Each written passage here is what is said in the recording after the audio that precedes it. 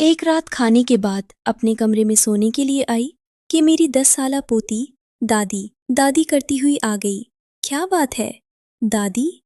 गैरत के नाम पर कत्ल क्या होता है? खबरों में आया है। कुछ देर तक तो मैं साकित रह गई, मगर बच्ची को मुतमईन करना जरूरी था। 10 साल की उम्र ही क्या होती है, कोई गलत बात दिमाग में ना आ जाए। उसको बताया, बेटा कत्ल बहुत बुरा फेल है। वो बड़ी बड़ी मासूम आंखें घुमा घुमा कर हाँ हाँ करती रही। उस वक्त बड़ी प्यारी लगी। मेरे दिल से दुआ निकली, अल्लाह उसको और हर लड़की को किसी शैतान नुमा इंसान से महफूज रखना। और उसके साथ ही मैं 60 बरस पीछे चली गई।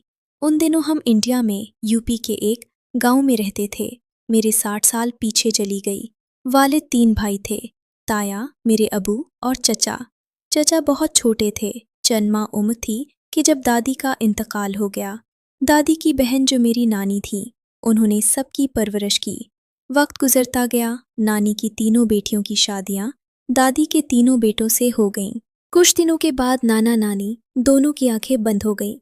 ताया के 3 बच्चे अहमद भाई, हूरबाजी और राहत थे, जबकि मैं बाप की इकलौती औलाद थी। चचा की शादी के बाद उनको बहुत दिनों तक औलाद की खुशी देखनी नसीब नहीं हुई। ये उन दिनों का जिक्र है जब चचा का पहला बच्चा शेरखार था और हूरबाजी 15 साल की थीं। मुश्तरका फैमिली सिस्टम में रहते थे। घर एक था, खाना पकाना अलग अलग था। ताई को मैं ताई खाला कहती। उनको सब्जी लगाने का शौक था। हम घर की सब्जियां पकाते। बच्ची को फूलों का शौक था। हर मौसम के फूल आंगन में बहार दिखाते थे। खासकर सर्दियों में आधा सहन गेंदे के फूलों से पीला होता, जो बहुत खूबसूरत लगता था। मेरी वालदा को खाने पकाने का शौक था। हर हफ्ता सब एक साथ बैठकर खाते और उन खानों का मजा लेते थे। बड़ी पुरसुकून जिंदगी थी। हालांकि यहाँ कोई अजीज था और ना रिश्तेदार, बस मोहल्ला ही हमारे लिए सब कुछ था। फिर अचानक एक ऐसा वाकया हुआ कि जिंदगी ही बदल गई।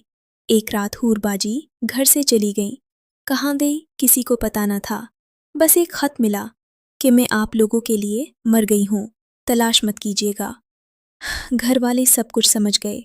ताया ने कमरे में बुलाकर हम सबको समझाया कि अगर इज्जत चली गई सब कुछ चला जाएगा, लिहाजा खामोश रहना है। वो बहुत अक्लमंद थे। ये बात घर से बाहर ना निकाली, लेकिन सारा घर सकते में था। मुर्दों में बात बंद कमरे में हुई। सुबह सूरज की रोशनी से पहले ही ताया और अहमद भाई शहर चले गए। अहमद पढ़ाई के सिलसिले में शहर में होते थे और उन दिनों दिवाली की छुट्टी में आए हुए थे। हमने सबको बता दिया कि ताया के साथ हूर बानू शहर गई हैं। ये बात सारे मोहल्ले को बता दी कि इस बार अहमद भाई के साथ ताया अपनी बेटी हूर बानू को भी शहर घुमाने ले गए हैं। बस ऊपर वाला ही सबके ऐब ढांपता है, पर्दा डालता है। तीसरे दिन घर पर टेलीग्राम आया, जो हमारे पड़ोसी ने इत्तेफाक से वसूल किया। इत्तला थी कि हूर बानू एक्सीडेंट के नतीजे में फौत हो गई हैं और मजबूर शहर में ही तदफीन करनी पड़ी है। पड़ोसी ने मोहल्ले के घरों में जाकर बता दिया और हमारे घर भी कहराम मच गया। मोहल्लेदार ताज़ियत को आए और हमारे घर वालों ने अश्क बहाए। दिल पर जब्र करके जिंदा और गुमशुदा हूरबाजी का स्वयं और 40वां किया गया, दुनिया को बावर कराने के लिए कि हूर दुनिया से रुखसत हो गईं। घर में वीरानी ने डेरा डाल दिया। इस गम से 2 माह बाद ताया भी चले गए। घर में और ज्यादा उदासी छा गई। ताई को चुप लग गई। हर तरफ खामोशी छा गई। वक्त आगे बढ़ा और राहत की शादी हो गई। घर की खामोशी कुछ कम हुई। अहमद भाई जॉब के सिलसिले में शहर चले गए। मेरा भी रिश्ता आ गया और शादी हो गई। जिनसे शादी हुई उनका नाम नदीम था। नदीम आगरा में एक स्कूल टीचर थे। कुछ दिन ससुराल में रहकर मैं उनके साथ आगरा आ गई। उस वक्त किसी गांव की लड़की का बड़े शहर जाना ऐसा था जैसे आजकल अमेरिका जाना। हम अक्सर ताजमहल की सैर करते थे। रोड पर बैठी एक फकीरनी में मुझे बहुत कशिश महसूस होती थी। चेहरा मैंने ठीक से नहीं देखा था। कई बार भीग के सक्के उसकी फैली हुई चादर में डाले थे। एक दिन हिम्मत करके उसके पास बैठ गई। उसने नज़र उठाकर मुझे देखा और बरसों की पड़ी गिर्द एकदम साफ हो गई। मैं अचानक बोल पड़ी, फूरबाजी, क्या ये तुम ही हो? انہوں نے نفی میں گردن ہلائی اور 2 موتی ان کی آنکھوں سے ٹپک گئے۔ میں نے اتنا ہی کہا تھا کہ یہ کیا ہوا؟ انہوں نے انگلی سے چپ کرا دیا۔ میرا اشک یقین میں بدل گیا کہ ضرور کوئی ان کی نگرانی کر رہا ہے۔ گھر آ کر بہت پریشان تھی۔ کیا کروں؟ کس سے کہوں؟ کچھ عقل میں نہیں آ رہا تھا۔ میری پریشانی ندیم نے محسوس کر لی اور بڑے پیار سے پوچھا۔ میرے پاس ان کو بتانے کے علاوہ کوئی چارہ نہ تھا۔ شروع سے آخر تک سب بتا دیا۔ وہ بہت اچھے اور راز کو راز رکھنے والے تھے۔ انہوں نے اس معاملے کا پردہ رکھنے کا وعدہ کر لیا اور میرا ساتھ دیا کہ تنہا میں کچھ نہ کر سکتی تھی۔ اس کام کو کرنے کے لیے بڑے پاپڑ بیلنے پڑے۔ میں نے اپنے میکے کا سارا زیور بیچ کر 50,000 روپیہ دے دیا اور حور جن لوگوں کے قبضے میں تھی ان سے اسے واپس لے آئی۔ 50,000 بڑی رقم تھی۔ اپنے سارے سسرال اور محلے والوں کو بتایا کا وارث عورت ہے، کام کرنے کے لیے لائی ہوں، اب ساتھ رہے گی۔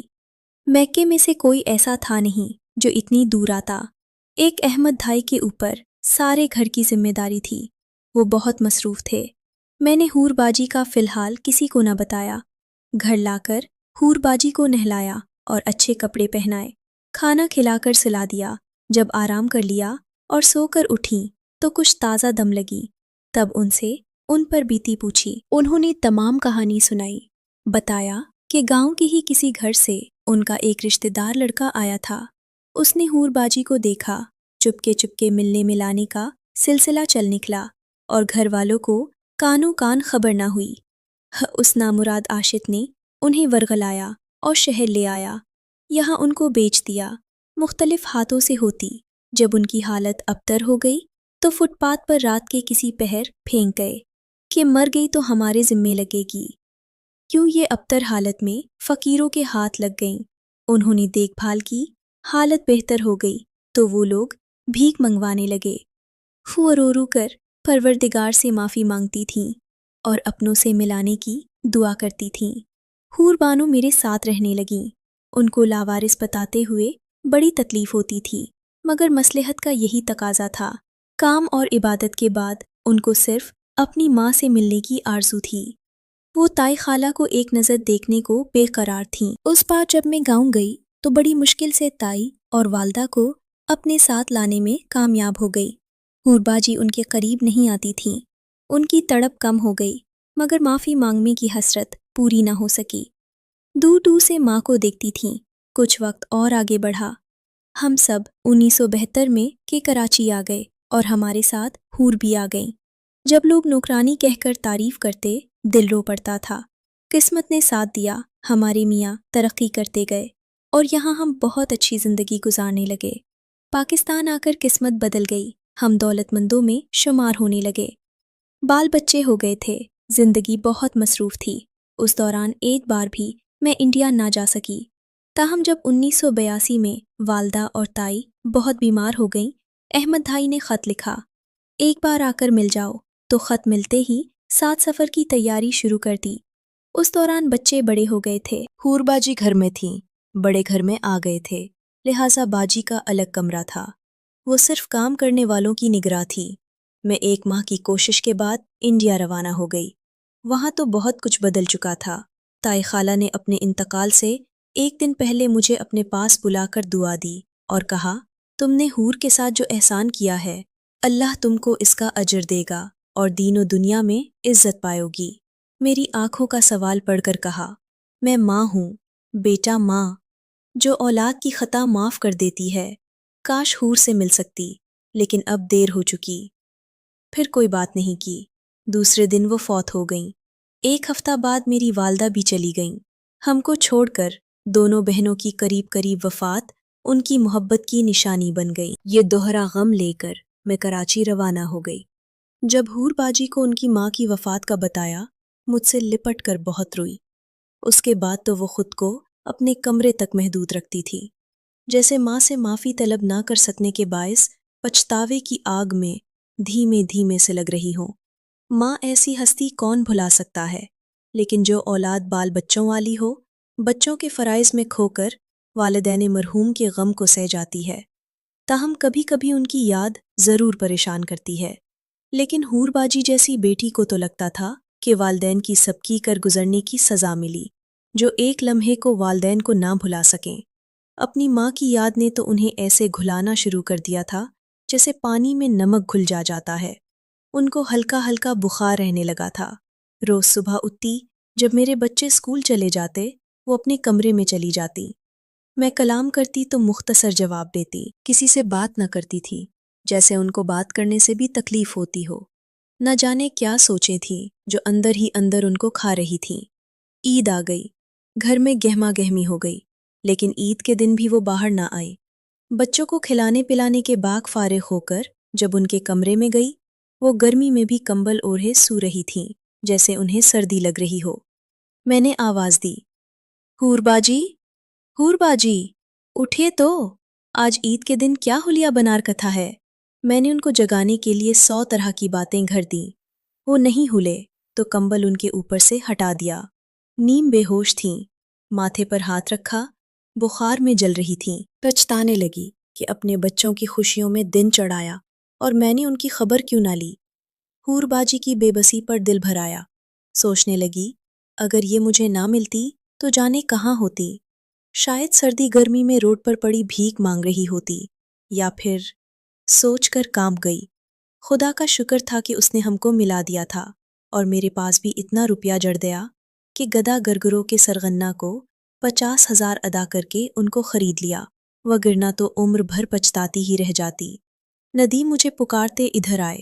ان کو آواز دی، ذرا حور باجی کے کمرے میں آئیے، دیکھیے ان کا حال ابتر ہے، ڈاکٹر کو بلانا پڑے گا۔ آج عید کا دن ہے، کوئی ڈاکٹر کیسے آ سکے گا؟ سوچ میں پڑ گئے، پھر توقف سے بولے، ایسا کرتے ہیں کہ ان کو اسپتال ایمرجنسی میں لیے چلتے ہیں، ابتدائی طبی امداد تو آج کے دن مل جائے گی۔ تم تیار ہو جاؤ، میں گاڑی نکالتا ہوں۔ میں نے کیا تیار ہونا تھا، بس سادہ سے معمول کے اجلے کپڑے بدلے اور اوپر سے بالوں میں کنگھا پھیر لیا۔ واپس حور کے کمرے میں آئی کہ کیسے ان کو اٹھا کر گاڑی تک پہنچائیں۔ سہارا دینا چاہا تو مجھ سے نہ اٹھ پائیں، ان کو ہوش ہی کب تھا۔ میں نے کان میں کہا، حور باجی ہمت کیجیے، تو انہوں نے بمشکل یہ الفاظ ادا کیے کہ کاش انڈیا جا سکتی اور میری ماں کے پاس میری قبر ہوتی۔ یہ الفاظ کہتے ہی سر ایک جانب کو ڈھلک گیا اور روح قفس عنصری سے پرواز کر گئی۔ وہ اپنے خالق حقیقی سے جاملی تھی۔ میری آنکھوں سے آنسو بہنے لگے۔ ان کی میت کو انڈیا لے جانا اور تائی خالہ کی قبر کے ساتھ دفن کرانا میرے بس میں نہ تھا۔ کراچی کے ایک قبرستان میں سپرد خاک کیا۔ کبھی کبھی قبر پر فاتحہ کے لیے جاتے رہے، لیکن پھر زندگی کی مصروفیات نے پاؤں میں بیڑیاں ڈال دی۔ آج بھی اس کمرے میں جاتے ہوئے جی گھبراتا ہے جس میں وہ رہا کرتی تھیں۔ حالانکہ اب یہ کمرہ میری پوتی کے استعمال میں ہے، مگر میں نے دیوار پر حور باجی کی تصویر ویسے ہی لگی رہنے دی ہے۔ یہ تصویر ان کے بچپن کی ہے، جب وہ 4 برس کی تھیں، اور اپنے والد کی گود میں عید کے روز یہ تصویر اتروائی تھی۔ یہ ان کے بچپن کا قیمتی اثاثہ تھا، جس کو گھر سے بھاگتے وقت ساتھ لے گئی تھیں اور ہمہ وقت اپنے پاس رکھتی تھیں۔ زمانے جے اپنے پاس رکھتی ہیں، زمانے نے ان کا سب کچھ چھین لیا، یہاں تک کہ زندگی بھی، لیکن ان کی یہ عزیز الجان فوٹو ابھی تک موجود اور صحیح سلامت ہے۔ یہ تصویر بڑی خوبصورت ہے، جس میں وہ ایک معصوم فرشتہ کی مانند گڑیا لگ رہی ہیں۔ حور باجی، واقعی تم مثل حور تھیں، مگر تم کو کسی شیطانی ہاتھ نے دلدل میں پھینک دیا۔